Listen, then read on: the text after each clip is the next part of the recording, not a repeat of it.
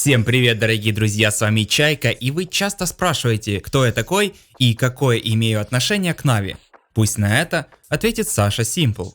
У нас есть аналитик Евгений Чайка. Надеюсь, на этом вопрос закрыт, а мы переходим к раунду против Mousesports на карте The Overpass гранд-финала 4-го сезона Стар-серии. Мауза очень часто стакают воду в ключевых раундах. Учитывая, что КТ получили ресет экономики после прерывания стрика от Нави, такой сетап стоило ожидать.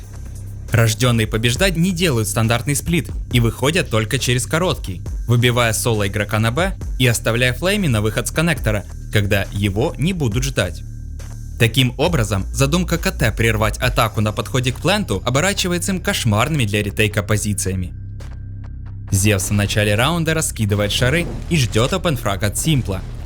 Поскольку КТ играют пассивно, капитан решает выходить Б. Стянувшись к электронику на монстра, он выходит короткий по истечению смока. Прочекав игрока на хедшоте, Зевс открывает Б-плент. Противник оказался вне позиции, потому что был ослеплен и к тому же был застоплен смоком. Далее Зевс изолирует 9 и дает флеш на воду для выхода Флейми с коннектора.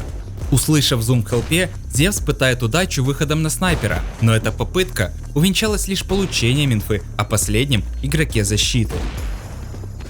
Симпл первым делом дает смок на туалеты. На данный момент это дефолтный мув для раннего мап-контроля. Далее идет флешка на проход Эдварда с ямы в детскую. По инфе о занятых шарах Симпл ждет снайперскую дуэль, но не получив контакт, стягивается под Б. Отдав моли на токсик, бросает флеш для выхода тиммейтов. Прочекав воду, Симпл ждет репик, находясь в более выгодном раскладе. После того, как Шорт сам себя изолировал, оставаться на монстре было бессмысленно, и он стягивается контролить 9. Флешки выдали намерения КТ, и килл на Крисджее был ожидаем. После фрага на Зевсе Симпл простреливает хелпу под прикрытием Флейми, зная, что уже наносил дэмэдж Оскару, когда тот пикал его с 9. Флейми привычно занимает коннектор, дает молотов против раннего пуша и делает опенфраг после его окончания. Егор ждет КТ рефрагера, а далее и стяжку игроков мида, но на него никто не выходит. Под флешку Флейми открывается на шорт, но сделать второй килл ему не дают, поскольку для его тиммейтов смок на Зиге не помеха. Эдвард под хороший спаун врывается на детскую. Понимая, что смок на миде был дан, чтобы занять шары, он в сейф позиции ждет поджим. После того, как никто таки не вышел на контакт, Эдвард дает моли и уходит за Симплом. Смок между позволяет поставить плент безопасно от прострела, после того как КТ отрезали себя в Зиге. Правильное позиционирование прицела дарит Эдварду килл, находясь полностью слепым от моменталок в смок. После получения инфы о последнем противнике, Эдвард уходит наверх через коннектор, поскольку чаще всего КТ сейвит на лонге или в банке.